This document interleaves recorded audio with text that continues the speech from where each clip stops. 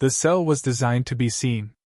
Transparent alloy walls displayed the prisoner from every angle, turning captivity into theater.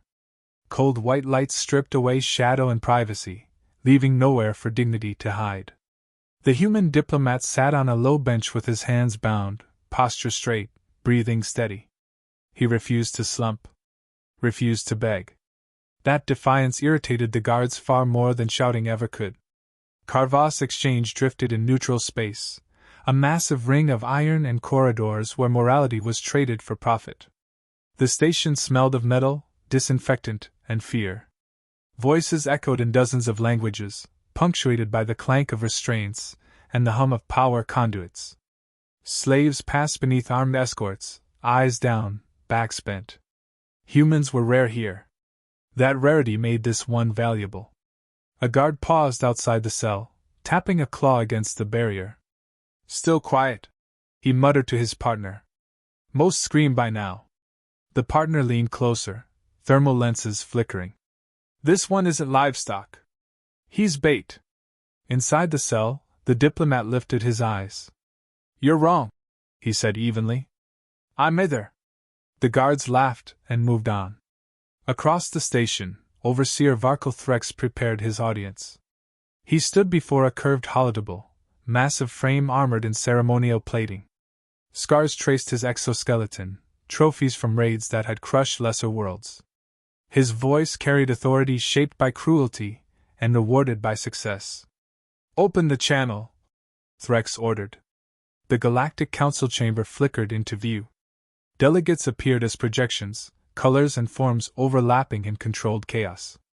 Murmurs rippled when the image of the human cell filled the center of the display. Threx spread his arms. "Honored representatives, observe the consequence of trespass. Your human envoy violated our commerce." A reptilian delegate hissed. "Slavery is forbidden in council space." Threx's mandibles clicked in amusement. "This station exists between your words and your enforcement." He leaned closer to the projection. "Earth will comply. Resources. Access. Apologies. Or the human will be broken publicly." Slowly. Silence followed. Calculations replaced outrage. Jurisdiction was debated. Precedent invoked. Risk assessed. The diplomat's name was mentioned once, then buried beneath procedure.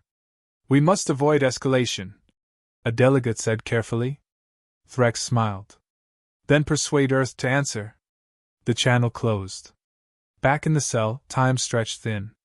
The human counted breaths, tracking shifts and guard rotations by sound alone. He catalogued details, not because escape was possible, but because observation was habit. He remembered training lectures that spoke of resilience as posture, of patience as resistance. A junior guard lingered longer than the rest. "Why don't you look afraid?" the guard asked. "Fear wastes energy," the diplomat replied.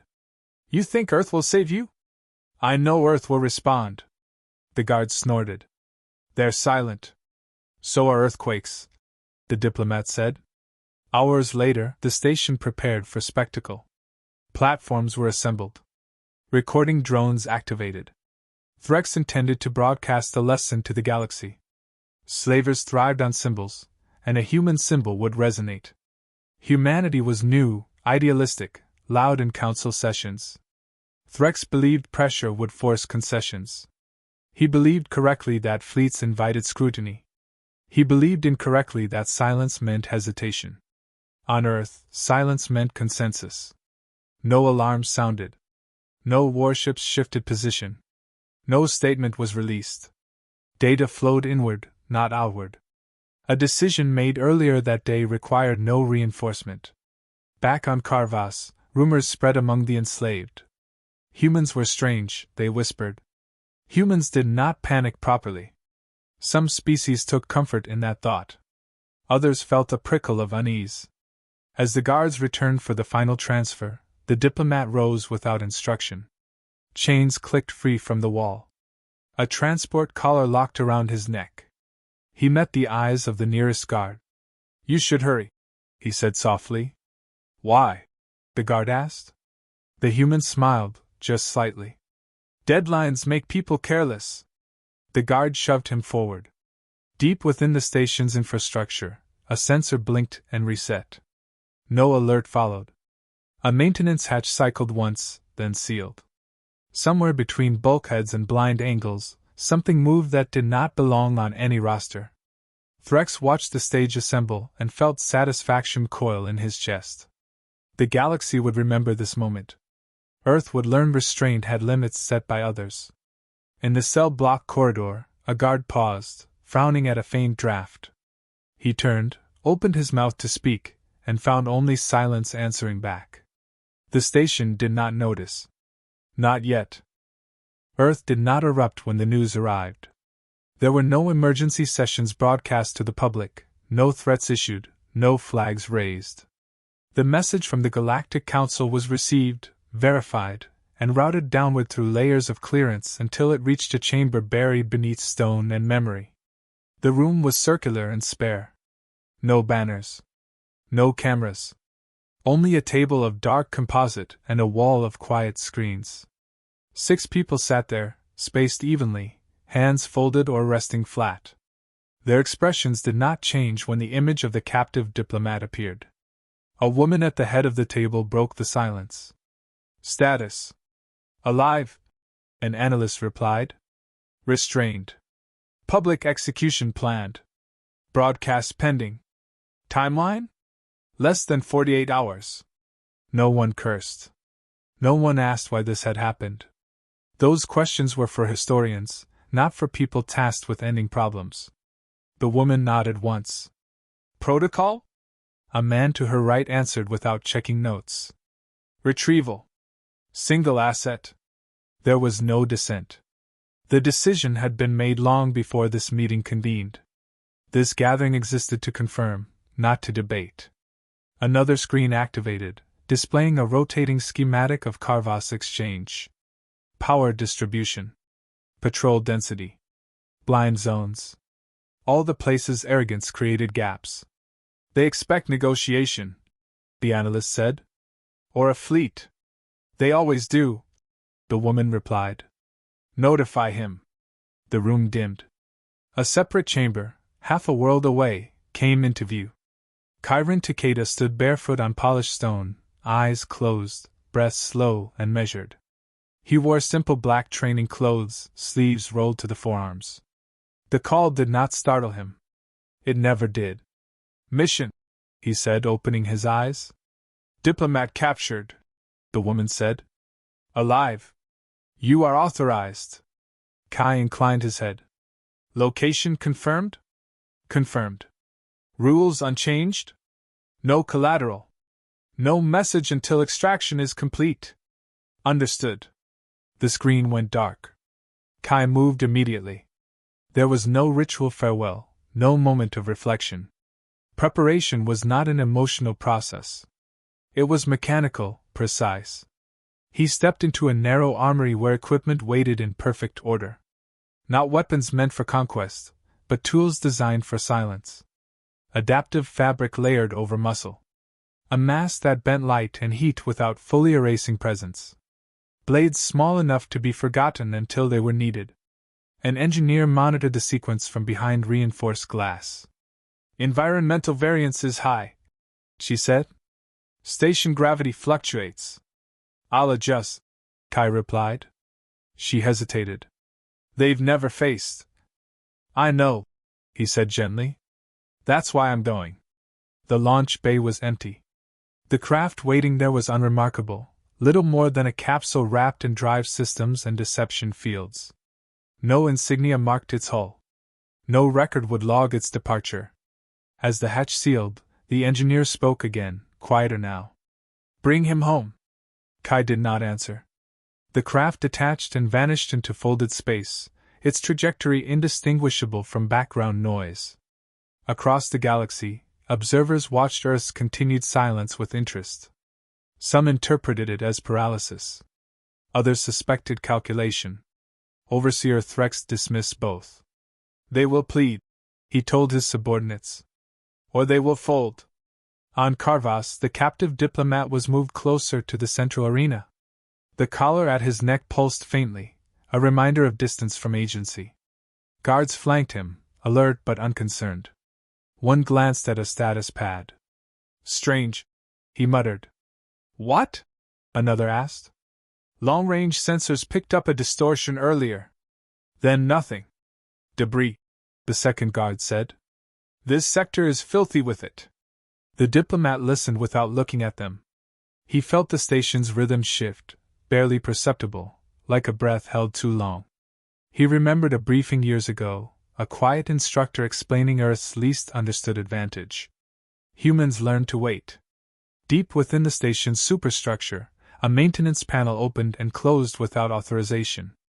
No alarm followed.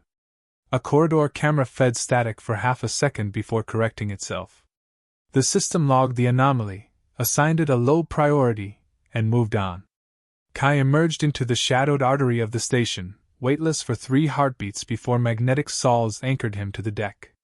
The air was thin but breathable. Voices echoed distantly, layered and careless. He paused, listening. Not to sound alone, but to absence. He mapped motion through vibration, timing patrols by the faint tremor of footsteps transmitted through metal. A guard rounded a corner ahead, humming to himself. He never finished the tune. Kai eased the body down, repositioned it out of sight, and continued forward. No blood marked the floor. No warning traveled ahead of him. Systems designed to detect intrusion searched for mass, heat signals. They were not designed to notice intent. In the command sector, Threx reviewed the execution schedule. He felt a flicker of irritation at the delay Earth maintained. "Prepare the broadcast," he ordered. "I want every delegate watching." "Yes, Overseer." Threx turned away, unaware that something had already crossed the threshold he believed inviolate. Somewhere below, a door unlocked itself, then locked again. The station carried on, confident and loud.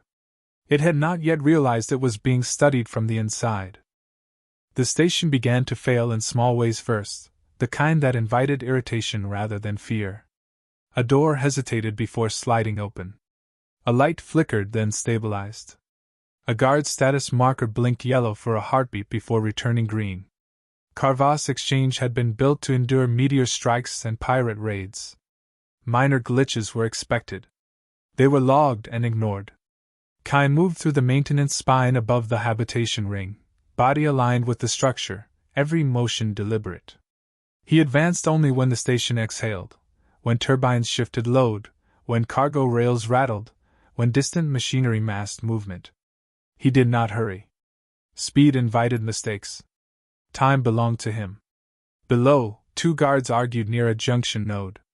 "I told you Sector 9 keeps resetting," one said. "3rd time this cycle."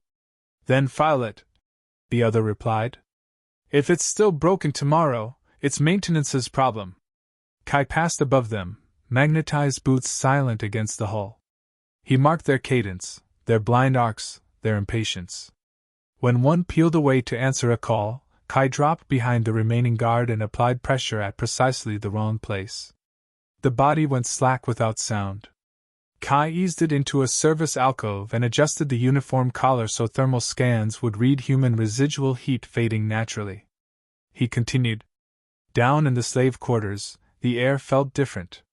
Not freer, not safer, just altered.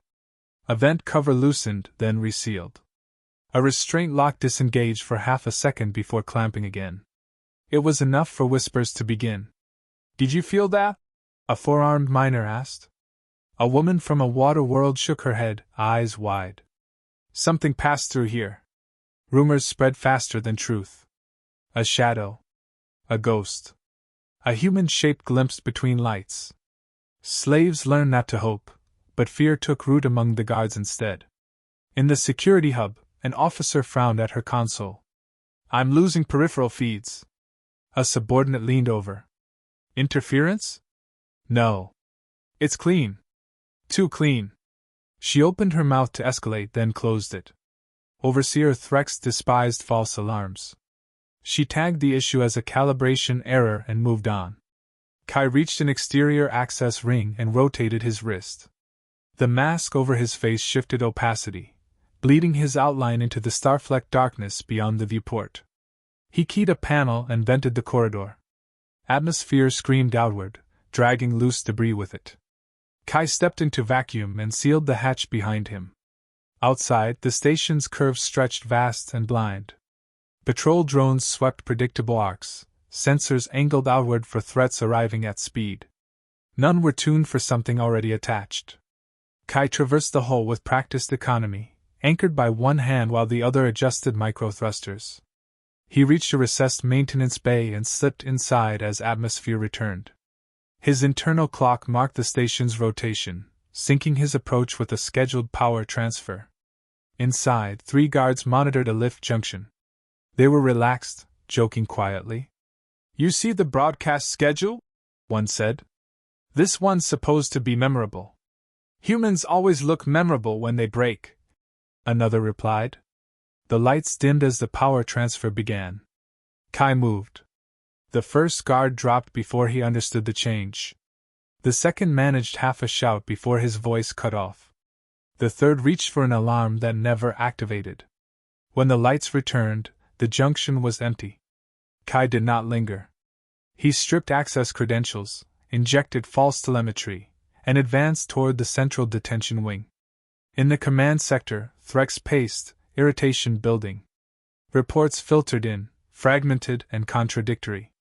"A patrol is missing," an aide said. "Reassign," Threx snapped. "Another unit isn't responding." "Equipment failure," Threx said. "We run a station, not a monastery." A junior officer hesitated. "Overseer, there are patterns." Threx's mandibles flared. "There is incompetence." "Fix it." The officer backed away, unsettled. Kai reached the detention antechamber and paused. He knelt, fingers brushing the deck, reading vibrations through bone and metal. 4 guards inside. 2 automated turrets. 1 biometric lock key to Threx himself. He smiled faintly beneath the mask. Kai slid a filament into the lock, feeding it a ghost signature lifted earlier from a discarded goblet in Threx's quarters. The system accepted it without question. Machines trusted continuity. Humans exploited assumptions. The door opened. Inside, the guards barely had time to register motion. Kai flowed between them, redirecting momentum, disabling joints, applying force only where necessary. Turrets slewed, tracking heat that was no longer where they expected it to be. Kai leapt, rolled, and severed their control lines mid-rotation. Silence returned. He stood before the final barrier, beyond which the human diplomat waited. Through the alloy, he could see the man's reflection, calm despite captivity. Kai keyed a single word into the panel. "Hold." The lock disengaged, but the door remained closed. In the command sector, alarms finally sang. Red indicators bloomed across displays. "Internal breach," someone shouted. "Multiple sectors compromised." Threx stared at the data, disbelief curdling into something colder. "Where is the intruder?" The answer came too slowly. Kai placed his palm against the barrier and spoke softly, voice carried through the metal. "Earth has arrived." On the other side, the diplomat straightened, recognition flickering across his face. The station shuddered as emergency protocols engaged, too late and too loudly. For the first time since its construction, Carvas Exchange was afraid. The barrier dissolved into the floor without ceremony. No triumphant chime followed, no dramatic pause. The door simply ceased to exist, as if it had never been a boundary at all. The diplomat stepped forward on instinct. He was thinner than when Kai had last seen his image, but his eyes were clear. No shock. No questions. "You can walk?" Kai asked. "Yes." "Stay behind me." That was the entirety of their reunion. Kai reached out, disabled the collar at the diplomat's neck with a precise twist, and caught it before it struck the deck. He pocketed the device, already turning away. The route out had been prepared in layers, contingencies folded into contingencies. Extraction was not escape. It was closure. The first wave of responders arrived too late to block the corridor and too early to retreat. They moved fast, loud, convinced numbers mattered. Kai advanced without slowing. He redirected the first guard into the second, shattered the third's knee with a short kick, and sent a blade spinning into the fourth shoulder joint. The diplomat pressed himself into the wall, breathing controlled, watching with clinical detachment. This was not chaos. This was choreography. Left, Kai said once. The diplomat obeyed without looking. They entered a service shaft as suppressive fire scorched the bulkhead behind them. Kai sealed the hatch, rerouted power, and flooded the corridor they had left with dense particulate. Sensors screamed. Vision vanished. Confusion followed. "Where did they go?" a voice shouted from the other side. No answer came. They moved downward, then sideways, then up, the path counterintuitive by design. Kai monitored station traffic in real time, adjusting pace to avoid intersections. Every step was timed to the second. In the command sector, Overseer Varkal Threx stared at the cascading failures and felt something unfamiliar tighten around his thoughts. "Seal the detention wing," he barked. "Too late," an officer replied. "They're moving." "They?" The officer swallowed. "Two. One is human." Threx's mandibles spread in a snarl. "Bring them to me." Kai halted at the threshold of the central chamber. He handed the diplomat a compact harness. "Put this on," Kai said. "If anything happens to me, follow the lights. Do not stop." The diplomat met his eyes. "You're not planning on dying?" "No." Kai stepped forward alone. Threx stood waiting, surrounded by armed guards and raised shields. The chamber was vast, designed to impress. Banners hung from the ceiling. Displays glowed with the impending broadcast feed. "So," Threx said, voice echoing, "Earth sends a ghost." Kai removed his mask. He was unremarkable by galactic standards. Average height. Calm expression. No visible hatred. "Earth sent an answer," Kai said. Threx laughed. "One man against a station. You misunderstand power." "No," Kai replied. "You misunderstand consequence." Threx gestured, and the guards advanced. They never reached Kai. The lights cut out. Not a failure. A choice. Emergency illumination snapped on, casting everything in harsh red. In that moment of adjustment, Kai moved. Shields flared, then failed as control nodes were severed. Guards fell not screaming, but stunned, immobilized, alive. Threx backed away, disbelief replacing arrogance. "You could have brought fleets," Threx snarled. "You could have burned this place." Kai stopped 3 steps away. "That would have made you important." Threx struck with surprising speed, his exoskeletal arms sweeping toward Kai's head. Kai slipped inside the arc, drove a blade into a joint seam, and twisted. Threx roared, collapsing to one knee. "This isn't possible," Threx hissed. "It's inevitable," Kai said quietly. "You built a system that feeds on attention. We removed it." Kai keyed the chamber console. Screens across the station activated. Not threats. Not demands. Data. Structural schematics. Security vulnerabilities. Proof of access. Proof of control. The Galactic Council feed went live without invitation. A human woman appeared on screen, expression neutral. "The hostage is secured. This station has been compromised. No further action is required." Threx stared at the display, understanding arriving too late. "You think this ends slavery?" "No," Kai said. "We ended your leverage." Kai turned away. He did not watch Threx dragged down by his own immobilized guards as station authority collapsed inward. Power structures reliant on fear had a habit of devouring themselves once exposed.